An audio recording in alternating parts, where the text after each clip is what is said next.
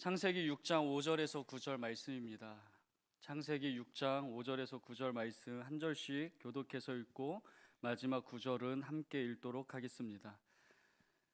여호와께서 사람의 죄악이 세상에 가득함과 그의 마음으로 생각하는 모든 계획이 항상 악할 뿐임을 보시고 땅 위에 사람 지으셨음을 한탄하사 마음에 근심하시고 이르시되 내가 창조한 사람을 내가 지면에서 쓸어버리되 사람으로부터 가축과 기는 것과 공중의 새까지 그리하리니 이는 내가 그것들을 지었음을 한탄함이니라 하시니라. 그러나 노아는 여호와께 은혜를 입었더라. 함께 읽겠습니다. 이것이 노아의 족본이라. 노아는 의인이요 당대의 완전한 자라. 그는 하나님과 동행하였으며. 아멘.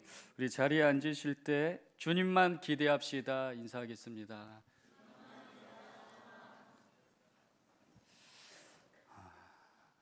성경을 보면 하나님과 깊이 동행했던 한 사람이 등장합니다. 바로 에녹입니다. 성경은 에녹의 삶을 아주 짧게 기록하지만 매우 강렬한 한 문장을 남깁니다. 창세기 5장 24절 말씀 우리 함께 읽겠습니다. 시작. 에녹이 하나님과 동행하더니 하나님이 그를 데려가심으로 세상에 있지 아니하였더라. 아멘. 에녹은 하나님과 동행하다가 죽음을 보지 않고 하나님께로 들려 올라갔습니다. 그리고 그 이후에 한 사람이 태어납니다. 바로 오늘 본문에 나오는 노아입니다. 노아는 500세가 지나서 새 아들을 낳습니다. 그런데 노아가 살던 시대의 배경은 세상이 이미 돌이킬 수 없을 만큼 타락해 있었습니다. 오늘 우리가 읽은 본문이 그 시대의 모습을 보여주고 있습니다. 본문의 시작은 이렇게 말합니다. 사람이 땅 위에 번성하기 시작할 때에 그들에게서 딸들이 나니. 여기서 사람이 번성했다는 것은 단순히 인구가 늘어났다는 의미만이 아닙니다. 세상이 발전하고 문화가 확장되고 문명이 번영했다는 의미이기도 합니다. 세상은 점점 풍요로워졌습니다. 사람들은 점점 강해졌고 문명은 점점 발전했습니다. 그러나 한 가지가 무너지고 있었습니다. 바로 하나님과의 관계였습니다. 세상은 번성했지만 사람들의 마음은 점점 하나님으로부터 멀어져 갔습니다. 그리고 2절의 말씀을 보면 그 타락의 방향이 드러납니다. 하나님의 아들들이 사람의 딸들의 아름다움을 보고 자기들이 좋아하는 모든 여자를 아내로 삼는지라. 여기서 중요한 표현이 있습니다. 자기들이 보기에 아름다워 보이는 것. 사람들은 더 이상 하나님이 보시는 기준으로 살지 않았습니다. 자기 눈에 좋아 보이는 것을 따라 살기 시작한 것입니다. 결혼조차도 하나님의 질서가 아니라 자기 욕망을 따라 선택하는 일이 되어버렸습니다. 한 사람과 한 사람의 언약이 아니라 자기들이 좋아하는 모든 여자를 아내로 삼았습니다. 세상은 점점 자기 중심적인 방향으로 변해갔습니다. 그리고 하나님은 그 세상을 이렇게 보셨습니다. 5절 말씀 함께 읽겠습니다. 시작. 여호와께서 사람의 죄악이 세상에 가득함과 그의 마음으로 생각하는 모든 계획이 항상 악할 뿐임을 보시고. 성경은 아주 강하게 말씀합니다. 죄가 조금 있는 정도가 아니라 어떤 사람들만 악한 것도 아니라 세상이 가득 차도록 악했습니다. 가인의 후손만 타락한 것이 아니라 하나님의 이름을 부르던 셋의 후손들까지 무너졌습니다. 그리고 성경은 한 단어를 덧붙입니다. 항상. 사람의 생각과 계획이 항상 악했습니다. 이 장면을 바라보시는 하나님의 마음이 어떠셨을까요? 6절 말씀을 보면 땅 위에 사람 지으셨음을 한탄하사 마음에 근심하시고. 하나님은 사람을 지으신 것을 한탄하셨습니다. 마음 깊이 근심하셨어요. 이것은 하나님이 실수하셨다는 의미가 아닙니다. 사람을 향한 하나님의 마음이 얼마나 아팠는지를 보여주는 표현입니다. 세상은 번성했지만 하나님의 마음은 무너지고 있었습니다. 그런데 바로 그 순간 성경은 놀라운 반전을 보여줍니다. 오늘 본문 8절의 말씀, 그러나 노아는 여호와께 은혜를 입었더라. 성경의 때때로 세상을 바꾸는 단어가 등장합니다. 바로 그러나입니다. 세상은 타락했지만 그러나 노아는, 사람들은 하나님을 떠났지만 그러나 노아는, 사람들은 자기 눈을 따라 살았지만 그러나 노아는. 여기서 은혜를 입었다는 표현은 원어의 의미를 살려서 번역하면 이런 의미입니다. 노아는 여호와의 눈에서 은혜를 발견했다. 노아가 다른 사람과 달랐던 이유가 바로 이것입니다. 사람들은 자기 눈을 따라 살았습니다. 그러나 노아는 하나님의 눈으로 세상을 바라보았습니다. 사람들이 자기 눈에 좋아 보이는 것을 붙잡고 살아갈 때 노아는 하나님의 눈에서 은혜를 발견했습니다. 여러분, 은혜가 무엇입니까? 은혜는 받을 자격이 없는 사람에게 주어지는 하나님의 선물입니다. 노아는 하나님이 어떤 분이신지 알고 있었어요. 하나님은 거룩하신 분이지만 동시에 자비를 베푸시는 하나님이라는 것을 그는 알고 있었습니다. 그래서 노아는 하나님의 진노만 본 것이 아니라 하나님의 은혜를 바라보았습니다. 만약 노아가 하나님을 그저 죄를 심판하시는 분으로만 생각했다면 그는 하나님께 은혜를 구하지 못했을 것입니다. 그러나 노아는 하나님을 정확히 알았습니다. 그래서 절망적인 그 시대 속에서도 하나님의 은혜를 발견할 수 있었습니다. 사랑하는 늘청 여러분, 성경은 말씀합니다. 그러나 노아는, 이 그러나는 아주 거룩하고 놀라운 그러나입니다. 이 그러나가 없었다면 세상은 이미 심판으로 끝났을 것입니다. 하지만 이 그러나 때문에 세상은 다시 시작할 수 있었습니다. 하나님의 눈에서 은혜를 발견한 노아 한 사람 때문에 인류의 역사가 다시 시작되었습니다. 성경을 보면 우리는 한 가지 사실을 발견하게 됩니다. 하나님의 역사는 항상 많은 사람으로 시작되지 않았다는 것입니다. 한 사람으로 시작되었습니다. 한 사람이 깨어나면 소수가 깨어나고, 그 소수가 깨어나면 공동체가 살아나고, 공동체가 살아나면 민족이 살아나고 시대가 살아납니다. 그래서 하나님은 언제나 한 사람을 찾으십니다. 사랑하는 늘청 여러분, 하나님은 오늘도 이 시대 속에서 세상이 자기 눈을 따라 살아갈 때 하나님의 눈을 바라보는 사람, 세상이 욕망을 따라 달려갈 때 하나님의 은혜를 붙드는 사람, 세상이 하나님을 잊어버릴 때 하나님과 동행하는 사람, 바로 그 한 사람을 찾고 계십니다. 간절히 바라기는 오늘 말씀 앞에서 내세울 의가 하나 없는 죄인인 우리에게 베풀어 주신 하나님의 그 은혜를 기억하며 구원의 기쁨과 감격 속에 살아가는 이 시대의 노아, 바로 그 한 사람이 저와 우리 늘청이 되시기를 주님의 이름으로 축복합니다. 여기서 우리는 한 가지 질문이 생깁니다. 노아는 어떻게 그 시대 속에서도 하나님과 동행할 수 있었을까? 모두가 자기 눈에 좋아 보이는 것을 따라 살던 시대 속에서 노아는 어떻게 하나님을 바라보며 살 수 있었을까요? 성경은 그 답을 노아가 만들었던 방주 속에 담아 놓았습니다. 노아가 하나님의 말씀을 따라 만든 방주는 단순히 홍수를 피하기 위한 배가 아니었습니다. 하나님과 동행하는 삶이 무엇인지를 보여주는 하나의 메시지였습니다. 그 방주를 자세히 보면 하나님과 함께 걸어가는 삶의 중요한 특징들이 담겨 있습니다. 그래서 오늘 저는 노아가 만들었던 그 방주의 특징을 통해 하나님과 동행하는 삶이 무엇인지 여러분들과 함께 나누고자 합니다. 그 첫 번째는, 그러나 노아는 인생의 방향키를 하나님 손에 내어드렸습니다. 하나님께서 노아에게 방주를 만들라고 말씀하셨을 때 그 방주에는 매우 특별한 특징이 있었습니다. 그중 첫 번째 특징이, 방주에는 방향키가 없었습니다. 성경에서 방주는 히브리어 테바라는 단어를 사용합니다. 이 단어는 훗날 모세가 담겨 있었던 갈대 상자를 가리킬 때도 동일하게 사용됩니다. 그래서 방주는 우리가 흔히 생각하는 그런 날렵한 배의 모습이라기보다 네모 반듯한 큰 상자와 같은 형태였습니다. 그런데 더 놀라운 사실이 있습니다. 이 방주에는 방향키도 없었고 돛대도 없고 동력 장치도 없었습니다. 보통 배에는 방향키가 있습니다. 그래서 배를 탄 사람이 원하는 방향으로 그 배를 움직이고 사람이 배의 방향을 결정합니다. 그러나 방주는 전혀 달랐습니다. 방주는 그저 물 위에 떠 있을 뿐이었습니다. 스스로 방향을 정할 수도 없고 앞길을 주도할 수도 없는 배였습니다. 겉으로 보면 방주는 매우 불안해 보이는 배입니다. 그러나 사실은 그렇지 않았습니다.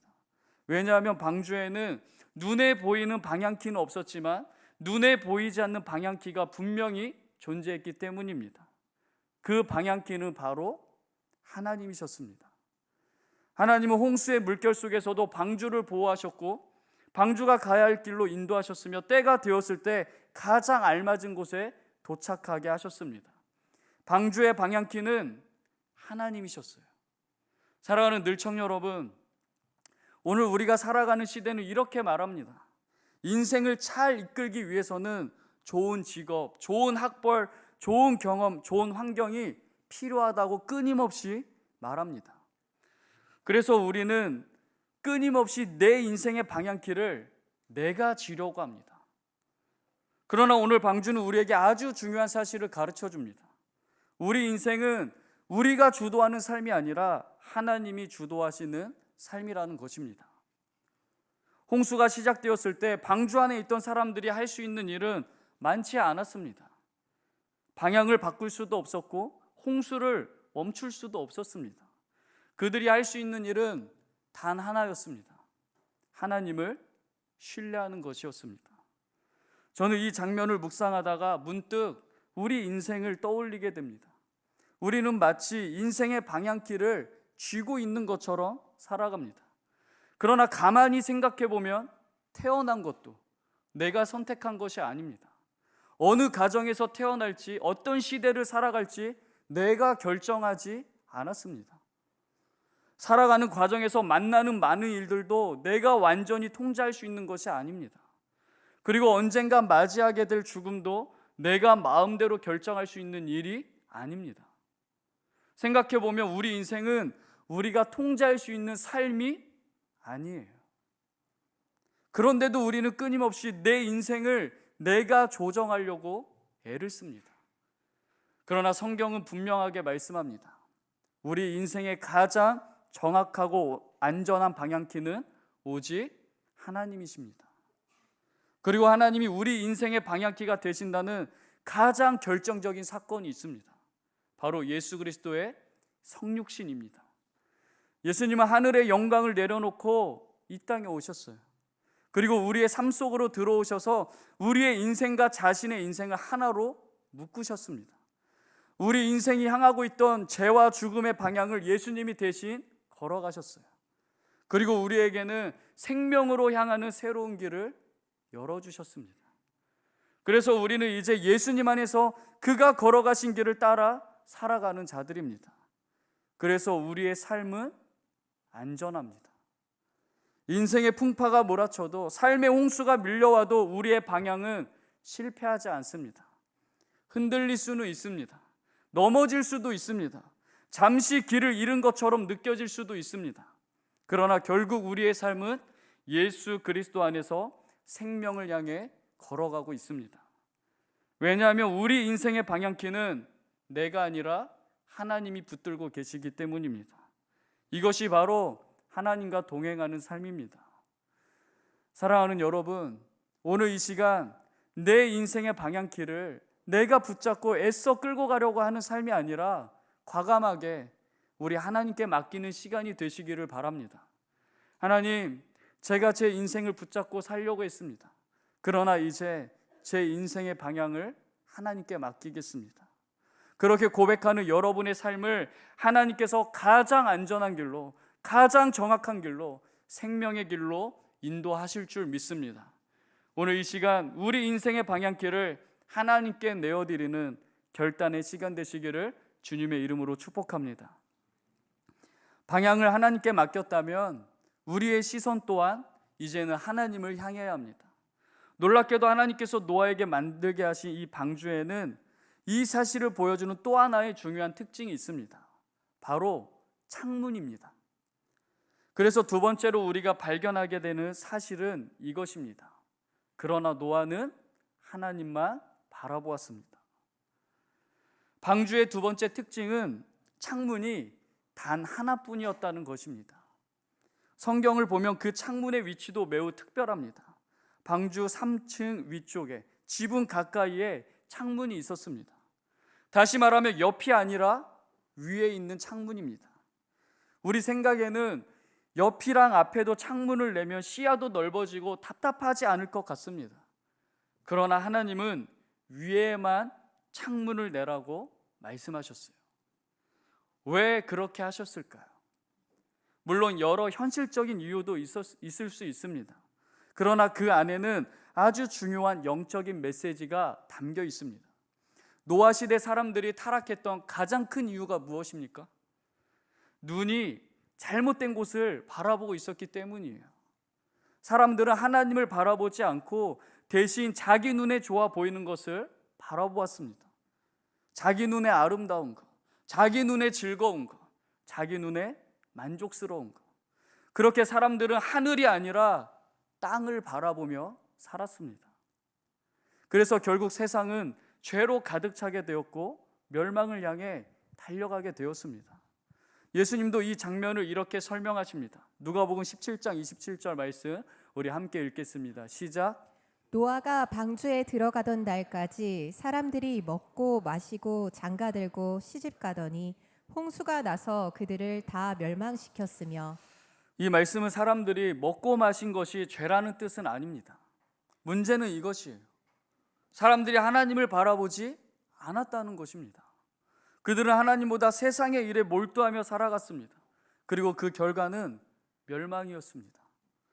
그러나 방주에 들어간 노아와 그의 가족에게 하나님은 위에 있는 창문 하나만 허락하셨습니다.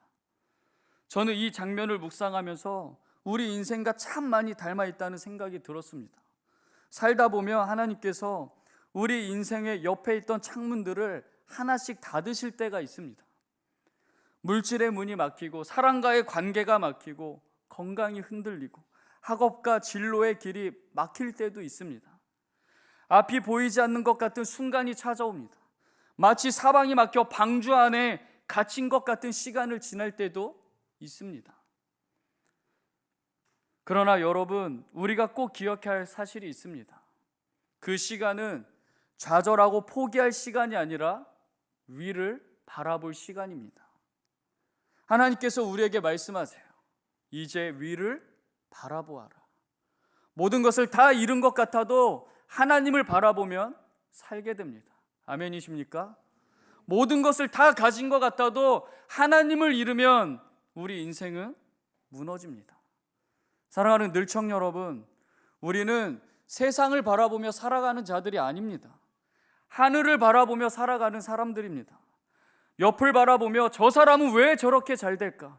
비교하며 살아가는 사람들이 아니라 하늘을 바라보며 하나님, 오늘도 하나님과 함께 걷겠습니다. 이렇게 고백하며 살아가는 하나님의 백성입니다. 그런데 여기서 또 하나 중요한 사실이 있습니다. 하나님을 바라보며 살아가는 삶은 언제나 이해되는 삶이 아니라는 거예요. 히브리서 11장 7절은 이렇게 말씀합니다. 함께 읽겠습니다. 시작. 믿음으로 노아는 아직 보이지 않는 일에 경고하심을 받아 경외함으로 방주를 준비하여 그 집을 구원하였으니 이로 말미암아 세상을 정죄하고 믿음을 따르는 의의 상속자가 되었느니라. 아멘. 노아는 아직 보이지 않는 일을 위해 방주를 지었습니다. 여러분, 상상이 되십니까? 비가 무엇인지, 홍수가 무엇인지도 모르는 시대였어요. 그런데 하나님 말씀하세요. 비가 올 것이다. 홍수가 올 것이다. 방주를 지어라. 더 놀라운 사실은 노아가 그 말씀을 믿고 그것도 바닷가가 아니라 산 중턱에서 배를 만들기 시작했다는 거예요. 그렇게 시작된 노아의 방주 작업은 홍수가 시작될 당시 노아의 나이가 600세라고 기록된 것을 보면 근 100여 년에 걸쳐서 진행되었다는 것을 우리는 알 수 있습니다. 그 시간은 결코 짧지 않은 시간이었어요.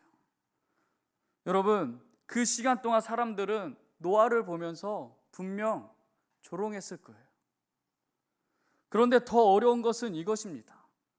방주가 완성되기까지 하늘은 시퍼렇게 계속 맑았습니다.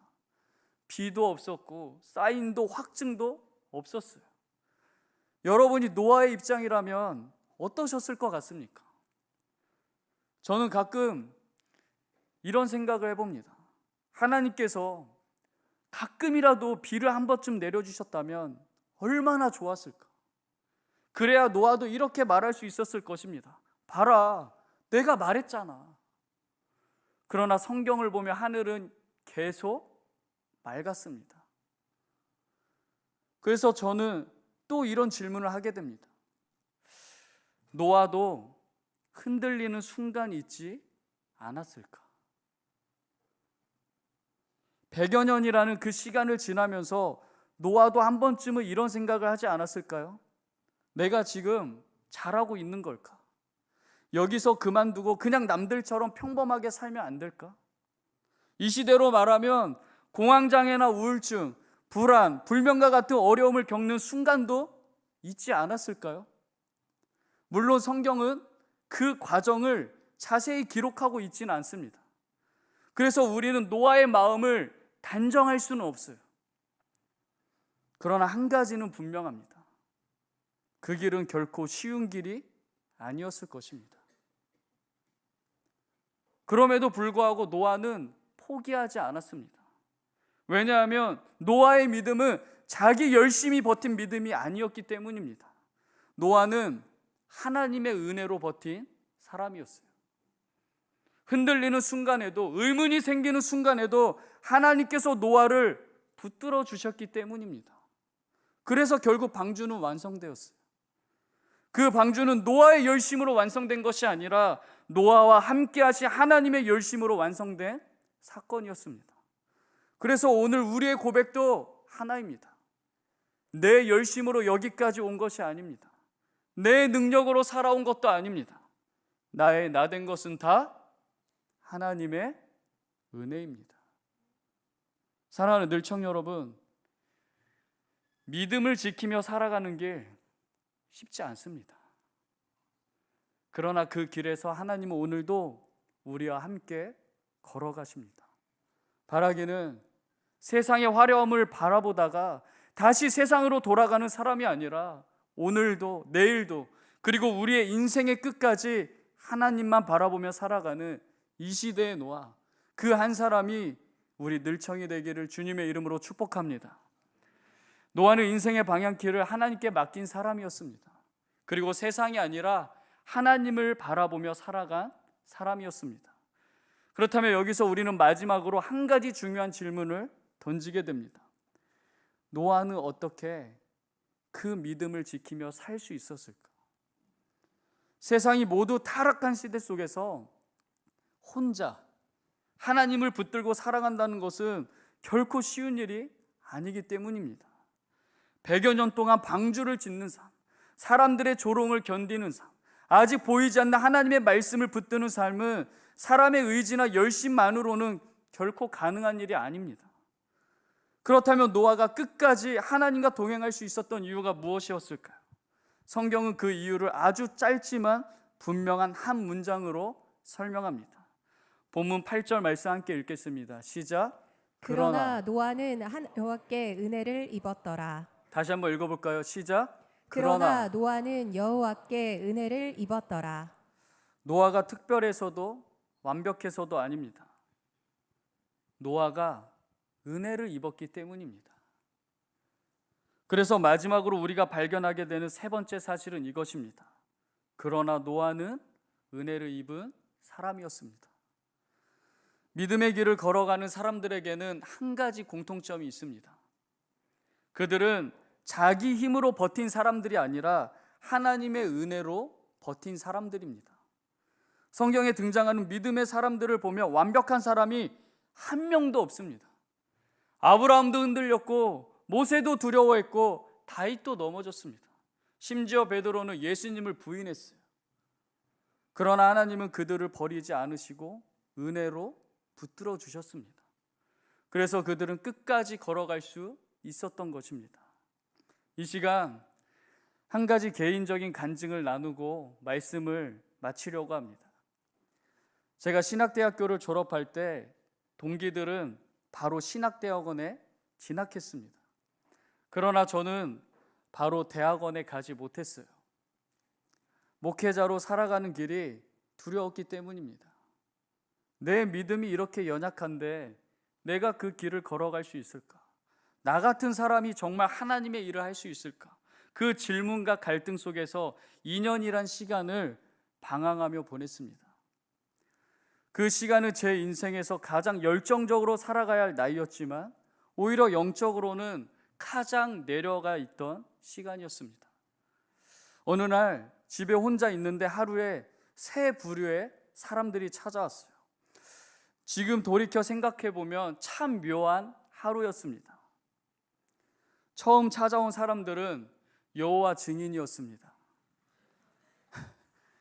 지금도 아직 멀었지만 그때는 제가 20대 중반에 혈기도 왕성하고 인격이 다듬어지지 않은 예민함의 끝을 달리는 시기였다는 것을 여러분 감안해서 들어주시면 감사하겠습니다. 그때 당시 전쟁 그 포스터를 보여주면서 저에게 전도를 하려고 하더라고요. 그래서 그들이 말하기 전에 제가 먼저 말했어요. 내 인생이 지금 매일 전쟁 같은데 여기서 전쟁 일으키기 전에 당장 돌아가세요. 그러자 놀라서 돌아갔어요. 두 번째로 찾아온 사람들은 하나님의 교회였습니다. 하늘 아버지 말고도 하늘 어머니도 계십니다. 뭐 말 같지도 않은 그런 말도 안 되는 교리를 주장하는 이단 집단입니다. 그 말을 듣고 제가 화가 나서 이렇게 말했어요.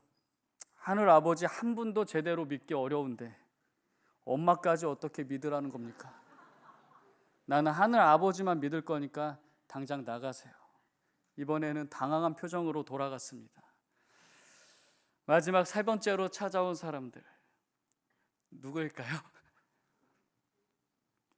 주님이 보내신 천사였으면 좋았을 텐데 도를 아십니까? 였어요.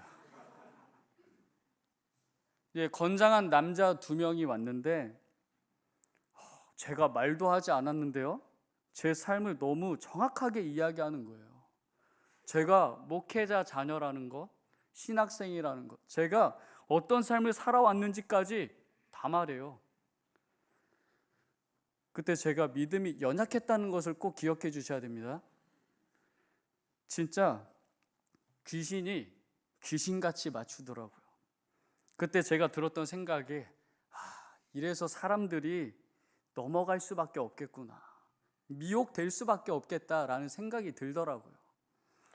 그 사람들이 저에게 이렇게 말했습니다. 형제님은 조상님들의 죄를 짊어지고 가야 할 운명을 가진 사람입니다. 그들 말에 따르면 제가 좀 영향력이 있는 사람이라는 거예요. 늘청 여러분, 이래봬도 저 이단들한테 인정받은 사람입니다. 살다 이단한테까지 제가 인정받을 줄은 몰랐어요. 그때 제가 이렇게 말했죠. 지금 제 십자가도 지고 가기 무거운데 무슨 조상제까지 짊어지고 가야 합니까? 그런데 그 사람들이 제가 영적으로 다운되고 방황하고 있는 상태를 눈치챘나 봐요. 뭐라고 이야기하냐면 지금 제가 조상님들의 죄를 짊어지고 가야 하는데 그 일을 순종하지 않으니까, 감당하지 않으니까 제 삶이 이렇게 힘들 수밖에 없다는 거예요. 그리고 조금만 더 이야기하면 제가 넘어올 것이라고 생각이 들었나 봐요. 그 사람들한테 저는요, 대어나 마찬가지예요. 모태신앙, 목회자 자녀, 앞으로 목회의 길을 걸어갈 신학생. 너무 좋은 먹잇감이니까 저를 낚을 이 생각에 너무 신이 나서 저희 집으로 막 들어오려고 하는 거예요. 그래서 제가 이 사람들이 작정하고 저를 놓지 않을 것 같아서 동네 놀이터로 가자고 해서 이제 밖으로 나갔어요. 그때가 한겨울이었는데 급하게 나가다 보니까 옷도 제대로 못 걸치고, 저는 추위를 잘 타거든요. 그래서 겨울에 내복이 없으면 버틸 수가 없어요. 오늘도 입고 왔는데요. 그런데 하필 맨발에 슬리퍼 신고 나갔어요. 그렇게 동네 놀이터에서 30분 넘게 그들이 하는 이야기를 들었어요. 조금만 더 하면 제가 넘어올 것 같은 기대감에 얼마나 열변을 토해냈겠습니까? 그 이야기를 듣다가 제가 너무 추워서 이야기했어요. 지금 제가 30분 넘게 이야기를 들었는데 이제는 내 이야기를 좀 들어줄 수 있겠습니까? 그랬더니 이야기해보라고. 그들은 제가 넘어온 것이라고 생각했는지 기대하는 눈빛으로 저를 바라보더라고요. 그때 제가 이렇게 말했어요. 당신들이 보는 것처럼 지금 내 삶이 흔들리고 있는 거 맞습니다. 그런데 이렇게 밑바닥을 치며 살아가고 있는 이 순간에도 내가 결코 부인할 수 없는 한 가지 사실이 있습니다.